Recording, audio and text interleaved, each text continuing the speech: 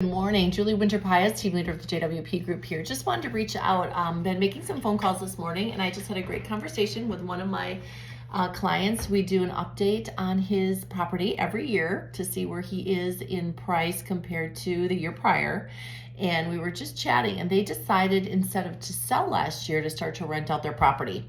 So we were going over, what he's learned so far since he started renting out his home, how that's going, what the advantages have been and the disadvantages. And then we started talking about rates. So he was telling me what he's getting per night for his rental on the chain.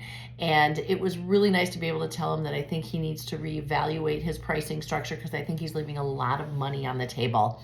So again, if your real estate professional that you're working with is not reaching out to you to give you a health check on your investment properties up here in northern Wisconsin, I guess I would be asking if they're treating you as they should. And if you're looking for such advice and assistance, please give me a call at the JWP Group. I would love to chat with you about your investments in northern Wisconsin and how you can best utilize them if you're not using them every week, or if you're not using them every day, and if you're looking for some assistance with guiding through the rental process. Have a great day and see you soon in the Northwoods.